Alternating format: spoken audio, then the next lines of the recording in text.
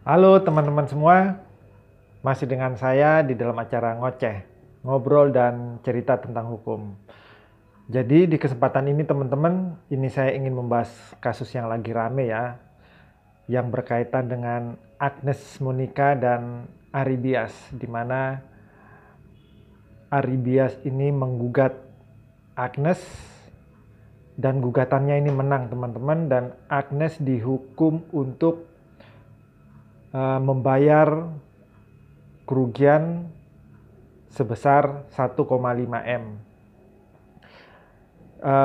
Jadi saya penasaran teman-teman, kemudian saya coba googling di sini, kemudian saya dapat buka putusan ya, putusan dari perkara tersebut, karena menurut saya untuk berbicara kasus ini kita pun harus mengetahui secara persis sebenarnya apa sih jalan cerita sampai terjadinya gugatan Ari Bias kepada Agnes Monica.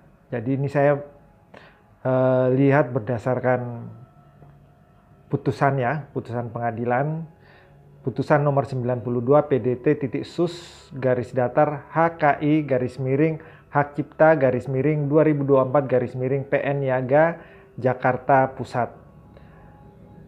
Jadi di sini jelas ya, ada nama Ari Sapta Hernawan alias Ari Bias ya. Beralamat di bla bla bla Bogor, Jawa Barat. Memberikan kuasa kepada Dr. Minola Sebayang dan rekan ya. Melawan, jadi Ari Bias sebagai penggugat dan Agnes Monica atau Agnes Mo sebagai tergugat. Selain Agnes Mo sebagai tergugat, juga turut tergugatnya adalah PT Aneka Bintang Gading, HW Central Office, ini kantornya ya, di Tangerang, Banten.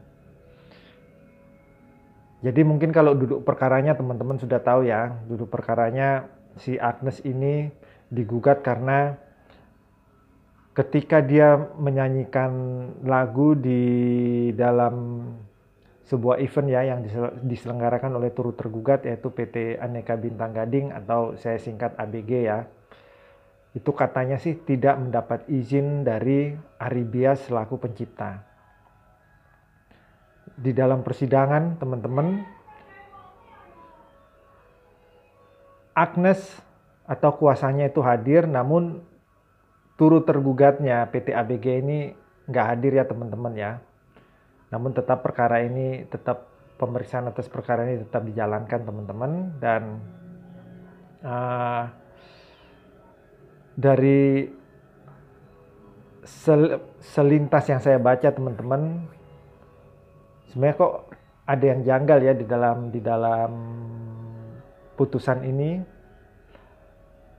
Karena kalau saya melihat, biasanya kita itu kalau membaca sebuah putusan, kita pelajari pertama memang dari awal, kemudian terkait juga dengan pertimbangan hukumnya. Jadi dari pihak penggugat mengajukan bukti-bukti surat, penggugat juga mengajukan saksi, tergugat juga mengajukan saksi. Dan dari yang saya baca ya, sebenarnya kalau untuk prosedur untuk menyanyikan sebuah lagu, karena Agnes di sini kan dinyatakan dia itu tidak izin ya. Dan sebenarnya kalau dari bantahan yang dilakukan oleh kuasa hukum dari Agnes Monica, Agnes Mo, menurut saya masuk berdasarkan hukum ya, berdasar hukumnya gini. Jadi memang untuk melantunkan sebuah lagu itu memang harus ada izin dari si penciptanya. Namun itu bisa disimpangi, yaitu si penyanyi ini itu tidak perlu meminta izin asalkan setelah dia menyanyi itu harus membayar royalti kepada lembaga manajemen kolektif negara atau nasional ya, LMKN. Jadi LMKN ini adalah lembaga yang fungsinya untuk membayarkan atau mengumpulkan pembayaran royalti dan kemudian memberikan atau mendistribusikan royalti kepada pencipta-penciptanya. Dan dalam bantahannya Agnes, pengacaranya Agnes, kuasa hukumnya Agnes, mereka tidak perlu meminta izin kepada si penggugat atau ahli bias. Karena yang harus melakukan atau melaksanakan prosedur terkait pembayaran royalti itu adalah PT ABG sebagai pihak yang menyelenggarakan atau pihak yang mendapat manfaat ekonomi dari pertunjukan yang dilakukan oleh Agnes Monica. Itu yang saya baca ya, yang saya baca dari putusan ini dan juga dari keterangan saksi ahli. Dan saksi ahlinya ini bukan saksi ahli yang ecek-ecek ya teman-teman. Saksi ahli ini sendiri adalah Profesor Sarjono yang juga salah seorang yang menyusun naskah dari Undang-Undang Hak Cipta pada saat dibuat teman-teman. Dan saksi ini itu dia menerangkan seperti itu. Dan saksi ini diajukan oleh penggugat sendiri. Jadi sebenarnya sudah jelasnya kalau Agnes Mo itu tidak perlu minta izin untuk menyanyikan lagunya Ari Bias yang judul Bilang Saja itu ya, yang judulnya Bilang Saja. Bilang saja kalau, nah itu ya. Dan harusnya yang bertanggung jawab itu adalah PT ABG atau turut tergugat. Namun saksi ahli Profesor Sarjono sudah menjelaskan hal tersebut. Kemudian dari saksi dari penggugat juga itu juga sudah menyampaikan terkait proses pembayaran royalti dari LMKN kepada penyanyi. Itu karena yang dikaitkan dalam permasalahan ini adalah izin. Kalau izin itu nanti terkait otomatis dengan royalti, itu tidak akan dipisahkan. Tidak akan dapat dipisahkan ya teman-teman ya. Dapat izin, diizinkan dapat royalti. Nah, kemudian teman-teman, salah satu saksinya juga dari penggugat itu juga sudah menjelaskan prosedur bahwa sebenarnya penyanyi dalam hal ini Agnes Mo itu dia itu tidak perlu minta izin. Yang penting ketika selesai acara, si penyelenggara ini atau PT ABG ini diharuskan membayar kepada pihak LMKN. Dan untuk membayar ini kan tentu saja ada hitung-hitungannya ya teman-teman ya. 2% dari tiket yang laku, terus ada lagi. Dan itu diatur dalam peraturan tersendiri ya. Itu ada. Dan kalau misalkan Agnes yang disuruh bayar kan nggak mungkin teman-teman, karena sudah jelas untuk pembayaran royalti terkait lagu yang dinyanyikan itu sudah ada hitung-hitungannya, dan hitung-hitungannya itu yang paling tahu itu adalah penyelenggaranya, karena di situ terkait harus berapa tiket yang laku ya. Dan Agnes kan tidak mungkin pegang data tersebut. Dia datang hanya disuruh nyanyi, ya udah nyanyi dibayar pulang, kan seperti itu. Jadi nggak ada berkaitan dengan hasil penjualan tiket itu laku berapa, itu kan nggak ada. Dan itu kan jelas untuk menghitung pembayaran royalti harus pakai itu. Untuk membayar royalti harus ada perhitungan seperti itu. Jadi logikanya yang harus membayar royalti adalah mereka yang tahu hitung, mereka yang bisa menghitung hasil penjualan tiket. Dan siapa yang paling tahu hasil penjualan tiket ya penyelenggara itu, ya PT ABG itu, bukan Agnes Mo. Dan dari saksi-saksi yang diajukan oleh Agnes Mo ini juga penjelasannya sama seperti saksi-saksi yang diajukan oleh pihak penggugat. Namun ketika saya baca pertimbangan hakim, teman-teman ya, maaf ini saya bukan menilai hakim dan di dalam memeriksa perkara ini, tidak. Saya ini juga cuman menilai berdasarkan putusan yang dibuat oleh PN Jakarta Pusat. Dan ini adalah pendapat saya sendiri ya. Terserah kalau teman-teman yang tidak setuju silakan, setuju pun terima kasih. Jadi yang saya baca dari putusan ini, ternyata apa yang disampaikan oleh saksi-saksi ahli tersebut, saksi dan saksi ahli, itu tidak ada ditampilkan sama sekali atau tidak menjadi pertimbangan hukum dari majelis hakim yang memeriksa.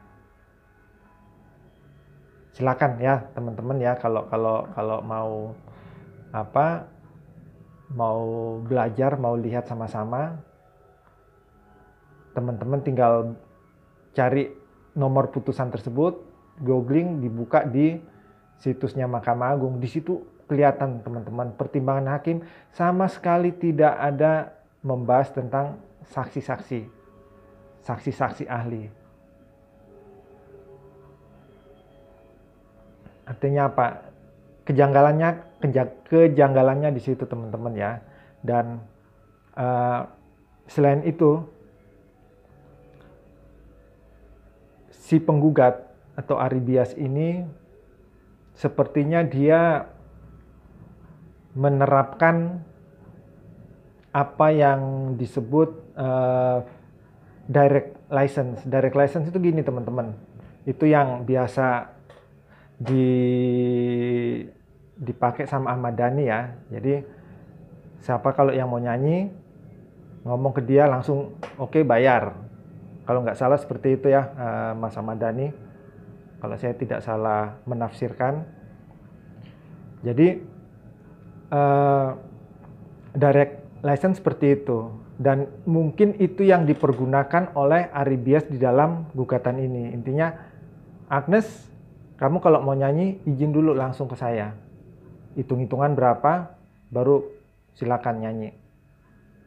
Nah, masalahnya yang namanya direct license itu tidak diatur atau tidak diakui di dalam Undang-Undang Hak Cipta.